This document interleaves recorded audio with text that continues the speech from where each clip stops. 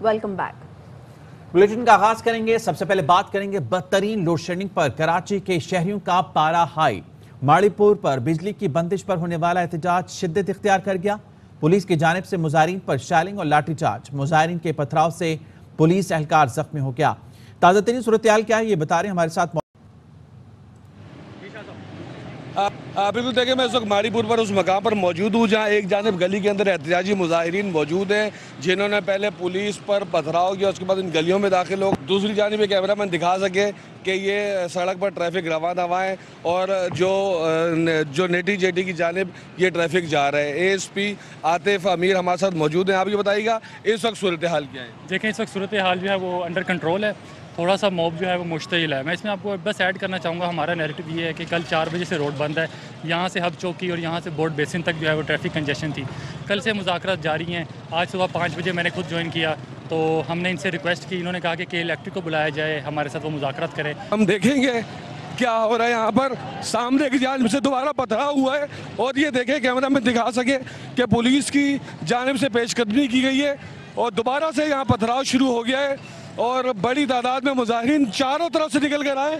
वो देख सकते हैं कि लोग पथराव कर रहे हैं मुख्तलिफ जगहों से और यहाँ पर गाड़ियाँ दोबारा से ये रोक दी गई हैं और यहाँ पर पुलिस और रेंजर्स की नफरी वहाँ देखी जा सकती है कि रेंजर्स के अफसरान सामने पेट्रोल पंप बैठे हुए मौजूद हैं। पुलिस एहलकारों ने यह मुश्तिल एक शख्स को गिरफ्तार भी किया है, उसको लेकर जा रहे हैं। 2 अफराद को यहाँ बिठाया जा रहा है। ये वो है जो पुलिस पर पथराव कर रहे थे।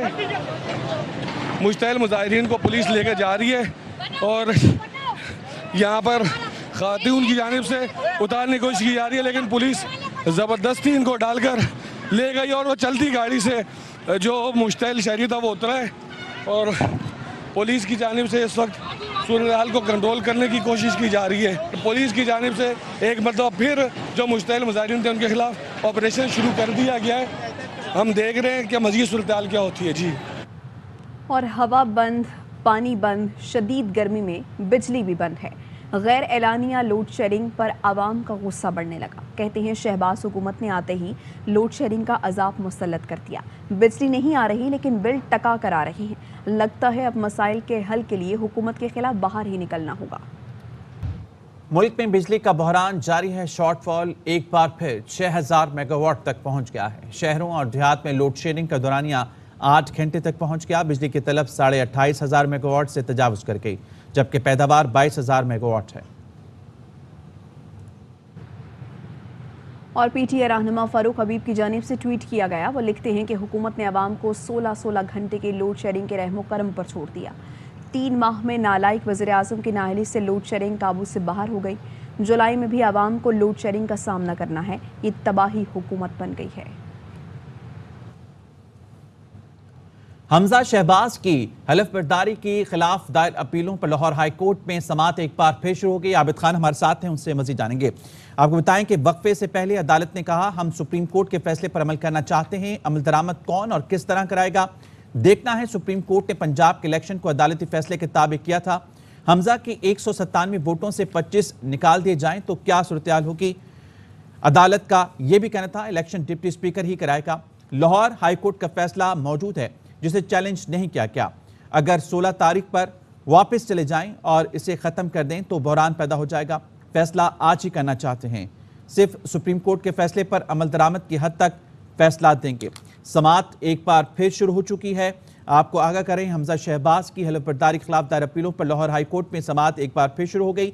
वक्फे से पहले अदालत ने कहा हम सुप्रीम कोर्ट के फैसले पर अमल करना चाहते हैं। अमल दरामद कौन और किस तरह कराएगा देखना है। सुप्रीम कोर्ट ने पंजाब के इलेक्शन को अदालती फैसले के ताबे किया था। इसी पर बात करते हैं। माहिर कानून अबूजर सलमान खान नियाजी साहब हमें ज्वाइन कर चुके हैं। अबूजर साहब, ये कहिएगा इस मुकदमे की समाअत को आप किस तरफ जाते देख रहे हैं और क्या ऑप्शंस हैं अब अदालत के पास इस मुकदमे को लेकर? देखिए, इसमें जो मेन सवाल है इस वक्त हमारी अदालत के पास वो ये है कि आर्टिकल 63A पे जो सुप्रीम कोर्ट ने एडवाइजरी ओपिनियन और उसके साथ साथ जजमेंट दी थी उसकी जो एप्लीकेशन है वो रेट्रोस्पेक्टिव होगी कि वो प्रोस्पेक्टिव होगी। इस पे अगर हम रहनुमाई देखें, हमारी सुप्रीम कोर्ट की जजमेंट ऑलरेडी आ चुकी है। जब क्वेश्चन ऑफ लॉ इंटरप्रेट होता है या कोई प्रोविजन ऑफ लॉ इंटरप्रेट होती है तो उसकी जो एप्लीकेशन होती है वो हमेशा रेट्रोस्पेक्टिव होती है। तो इस वजह से जो आर्टिकल 63A जिस तारीख से आया है उसकी एप्लीकेशन भी फिर वहीं से होगी। तो मेरी अपनी अंडरस्टैंडिंग जो है, अब ये तो अदालत बेहतर बताएगी, मेरी जो नाकिस राय है, हम्बल ओपिनियन है, वो यही है कि हमजा शहबाज साहब के इलेक्शन पे सुप्रीम कोर्ट की जो जजमेंट है 63A की वो अप्लाई होती है। ये अब बेहतर अदालत ही बताएगी for all times to come apply होती है कि नहीं होती। सही है। तो अबूजर साहब ये कहिए, आप समझते हैं कि अदालत इस मामले पर रीवोटिंग के अहकाम भी जारी कर सकती है? सॉरी, आप जरा दोबारा मेरे से सवाल करते हैं। मैं पूछ रही हूँ कि अदालत इस मामले पर रीवोटिंग के अहकाम भी जारी कर सकती है? जी बिल्कुल। जब देखिए कानून का एक बड़ा सादा सा प्रिंसिपल है कि अगर किसी चीज की बेसिस इलीगल हो तो उसके ऊपर जो पूरा एक स्ट्रक्चर बनता है, पूरी बिल्डिंग खड़ी होती है, वो भी फिर इलीगल होती है, वो फिर गिरती है हाउस ऑफ कार्ड्स की तरह। तो इस वजह से अगर बेसिस ही इलीगल हो तो फिर सारी कुछ उसके ऊपर जितनी भी डेवलपमेंट है वो सारी इलीगल है। तो बिल्कुल अदालत के पास ये ऑप्शन है कि वो रीपोलिंग की तरफ जाएंगे और उनको लगेगा कि इसमें शुरू में ही एक कानून की बहुत बड़ी खिलाफ वर्जी हुई है, तो बिल्कुल हो सकता है। लेकिन मैं फिर वही कहूँगा, अभी अदालत में सब जुडिस है, तो अब ये कोर्ट ने अपनी अबंडेंट विजडम में डिसाइड करना है जी कि वो क्या करना चाहते हैं। लेकिन ऑप्शंस तो ये सारे हैं, अदालत के पास पावर है, वो किसी किस्म का ऑर्डर भी कर सकती है आर्टिकल 199 के अंदर। ठीक है। माहिर कानून अबूजर सलमान खान नियाजी साहब हमारे साथ मौजूद थे और बता रहे थे कि अदालत के पास ये ऑप्शन है कि वो रीवोटिंग के अहकाम जारी कर सकती है। तो हमजा शहबाज की हलफ बर्दारी के खिलाफ दायर अपीलों पर लाहौर हाई कोर्ट में ये समाअत एक बार फिर से शुरू हो चुकी है। वक्फे से पहले अदालत ने कहा था कि हम सुप्रीम कोर्ट के फैसले पर अमल करना चाहते हैं। अमल दरामद कौन और किस तरह कराया जाएगा, ये सवाल रखा गया अदालत की जानिब से, और ये भी कहा कि देखना है सुप्रीम कोर्ट ने पंजाब के इलेक्शन को अदालती फैसले के ताबे किया था।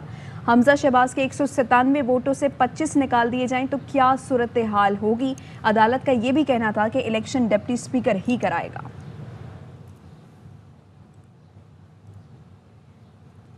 तमाम सरकारी इदारों से कहते हैं साफ और शफाफ इलेक्शन चाहते हैं तो न्यूट्रल रहें। पीटीआई रहनुमा यास्मीन राशिद ने फिर मुतालबा कर दिया।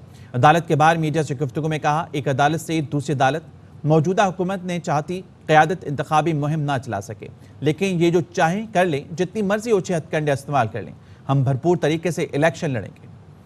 और IMF से कर्ज माहरे में पेशरफ्त हुई। वज़ीर ख़जाना मिफ्ता इस्माइल कहते हैं IMF ने 7वें और 8वें जायजे का मेमोरेंडम पाकिस्तान को दे दिया।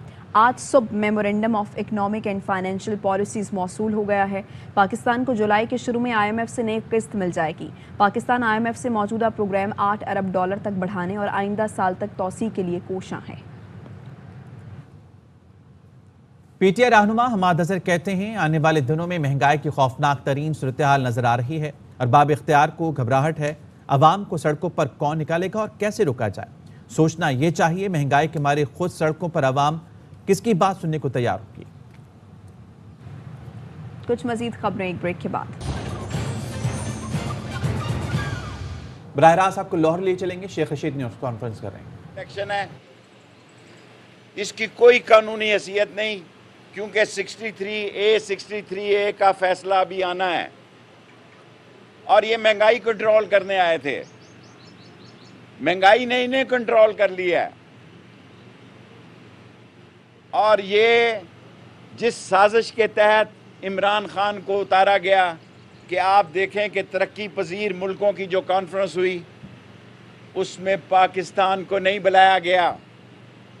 ये जो एक ब्लॉक बन रहा था ईरान, चीन, रूस और पाकिस्तान, उस ब्लॉक में से साम्राज्यी ताकतों के कहने पर इमरान खान को ड्रॉप करवाया गया है और एक ऐसा चीफ मिनिस्टर जिसका अभी फैसला ही नहीं हुआ, जिस वक्त मैं आपसे प्रेस कॉन्फ्रेंस कर रहा हूँ उसके फैसला हक में या मुखालफ होने की अभी बहस जारी है।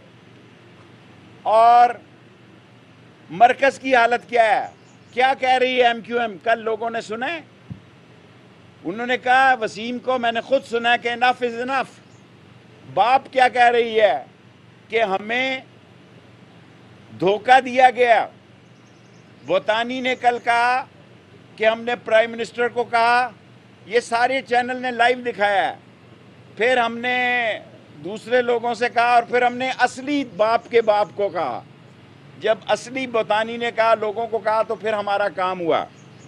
मैं तमाम लोगों से अपील करना चाहता हूँ, ये लाहौर है, लाहौर जब जागता है तो ये याद रखना सारा मुल्क जाग जाता है।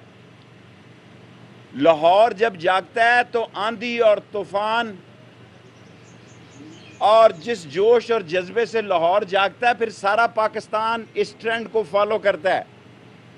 सो मैं सब लोगों से अपील करता हूं कि 17 तारीख के फेयर इलेक्शन कराए जाएं।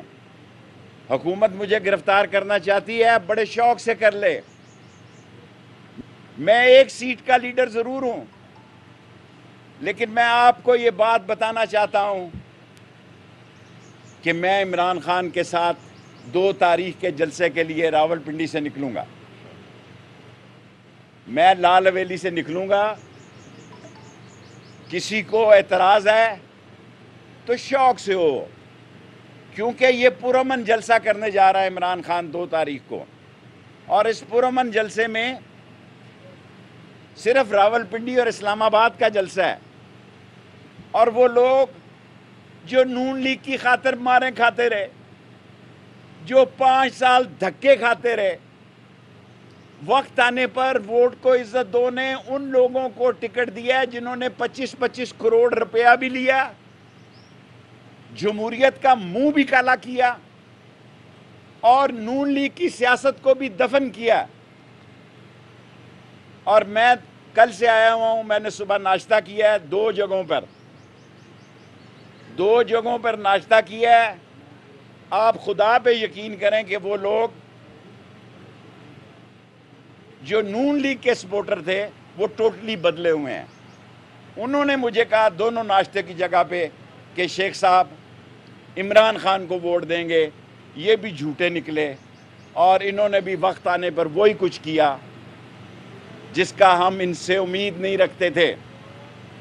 सो लाहौर की अभी तक पंजाब की कैबिनेट नहीं बन सकी।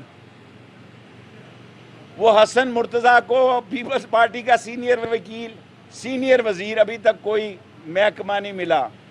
वजीर बेमहकमा खुर्शीद हसन मीर हुआ करते थे भुट्टो के ज़माने में, और अब जवेद लतीफ़ को छोड़ें जी, वो तो जवेद लतीफ़ के साथ हुआ। पाकिस्तान में ये पहला मौका है जब बिल आएंगे। अव्वल तो अभी ये फैसला होना है कि इस इलेक्शन का क्या बनना है। ये 35 से 40 रुपए फी यूनिट बिजली का बिल जा रहा है। 100 रुपए किलो का आटा है। पेट्रोल पे जो बीती है वो आप देखें कि गरीब आदमी ने पैदल चलना शुरू कर दिया है। और जिस दिन ये बिल आएंगे उस दिन इन्हें पता लगेगा इमरान खान के साथ जिस साम्राज्यी साजिश ने और मकामी लोगों ने उसको इक़्तिदार से उतारा। इमरान खान मकबूल हो गया है और बड़ा लीडर हो गया है और उसकी पार्टी और बड़ी पार्टी हो गई है। और नून लीग का लक्ष्मी चौक में जनाजा आसफ जरदारी ने निकाला है। कल जो सिंध में इंतखाब हुए हैं, क्या वो इंतखाब है कि बदमाशी और दहशत गर्दी है? सैकड़ों लोग लाठियां मार रहे हैं। कराची में 2 इंतखाब हुए हैं, दोनों में गोलियां चली हैं और आदमी मरे हैं। मैं तमाम लोगों से अपील करता हूं, जब मैं तमाम कहता हूं तो इसका मतलब सादा लफ्ज़ों में ये है कि तमाम ताकतों से ये अपील करता हूं कि अगर ये इलेक्शन होने जा रहे हैं 17 तारीख को, तो इसको फेयर होने दें। जो जीते वो जीते, जो हारे सो हारे। वरना अगर आपने किसी जगह पीटीआई के जीते हुए आदमी को हराने की कोशिश की तो ये नौजवान पोलिंग स्टेशनों को नहीं छोड़ेंगे। यहाँ बैलेट बॉक्स नहीं तब्दील किए जा सकते। मैंने लाहौर में जो जज्बा देखा है, ये मैंने पाकिस्तान की सियासत में, मैं हल के निशान पे उम्मीदवार था। मैंने पहला इलेक्शन हल के निशान पे लड़ा है। मैंने इस लाहौर में वो जज्बा नहीं देखा जो आज से 40-50 साल पहले था। इलेक्शन से पहले 6-7 दिन जज्बा होता था। ये तो सारा लाहौर चार्ज है। और इंशाअल्लाह ताला मैं भी ईद के बाद चारों हलकों में एक एक जलसा करूँगा इंशाअल्लाह। और जो बात मैं सबसे अहम करना चाहता हूँ, MQM दिखाई नहीं दे रही, बाप दिखाई नहीं दे रही, ANP दिखाई नहीं दे रही, शेरपाव दिखाई नहीं दे रहा। फजलुर रहमान साहब के सुमरो साहब बड़े काबिल एहतराम हैं, उनका कल मैंने बयान पढ़ा है। उन्होंने कहा सिंध में जो कुछ हुआ है ये खुली धांधली और खुली बदमाशी हुई है। ये मैंने खुद सुना टीवी पे। सो ये सारा कचरा जो इकट्ठा किया गया था, ये इमरान खान एक ठोकर में सारे अंडों को गर्क कर देगा। सो पाकिस्तान के मसाइल का हल यही है कि इंतखाबात कराए जाएं, और मुझे यकीन है कि अक्टूबर में इंतखाबात हो जाएंगे। जुलाई बड़ा अहम महीना है। मैं कोई पेशन गोई नहीं कर रहा, लेकिन मैं सियासी तौर पर समझता हूँ कि ईद से पहले 10 दिन और ईद के बाद 20 दिन, ये 45 दिन पाकिस्तानी सियासत के बहुत अहम दिन हैं। पाकिस्तान में इंतखाबात करवा कर पाकिस्तान को गैर मुल्की साजिशों की तबाही के एजेंडे से बचाया जा सकता है, पाकिस्तान को आगे ले जाया जा सकता है। और अगर पाकिस्तान में मुनसफाना इंतखाबात कर दिए जाएं तो सारे मसले ठीक हो सकते हैं। कौम पूछना चाहती है कि नवाज शरीफ अब क्यों नहीं आ रहा जी। कौम का ये सवाल है कि पासपोर्ट भी जारी हो गया, सारी चीज़ें जारी हो गई। जो जो ये महंगाई के ख़िलाफ़ बातें करते थे, अल्लाह ने इनके मुंह पे मारी हैं। और आज मैं ये सवाल छोड़कर जा रहा हूँ कि पाकिस्तान की बेहतरी और पाकिस्तान के तमाम लोगों की बेहतरी इसी में है कि जल्द इलेक्शन हो जाएं। किसी जगह कोई हादसा हो गया तो ये ना हो कि झाड़ू फिर जाए सारी जमहूरियत को। सो झाड़ू फिरने से बचाने के लिए इलेक्शन होने चाहिए। और मैं ख़ुद ईद के बाद चारों हलकों में, लाहौर के हलकों में आऊँगा इंशाअल्लाह, अगर अल्लाह को मंजूर हुआ। सवाल होगा। शेख साहब, आपने कहा हुकूमत मुझे गिरफ्तार करना चाहती है। हुकूमत को आपसे क्या खौफ है? आपकी एक सीट है और आप एक ही सियासतदान हैं अकेले। मजहर साहब, आप देखें 25 थानों में दरख्वास्तें दी हैं, 7 जगह मेरी बेल कन्फर्म हुई है। अब तो मुझे ये देखना पड़ता है कि मेरे ज़मानत देने वाले ना ख़त्म हो जाएं। मैं पाकिस्तान का वाहिद सियासतदान हूँगा।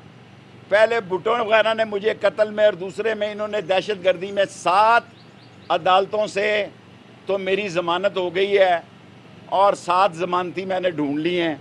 अगर ये 25 जगह हो गए तो 25 ज़मानती मेरे पास नहीं होंगे, तो इनको गिरफ्तार करना है तो कर लें। मैं बीमारी का बहाना लगा के, मैं भीख मांग के या झुक कर भागूंगा नहीं, और मैं पाकिस्तान में ही रह के सियासत करूंगा। कोई शक नहीं कि मेरी सिर्फ एक सीट की सियासत है और आइंदा भी एक ही सीट की होगी, लेकिन मैं इमरान खान के साथ हूं और 2 तारीख के जलसे। शेख रशीद की गुफ्तगू आपने सुनी। वापस आएंगे एक ब्रेक के बाद।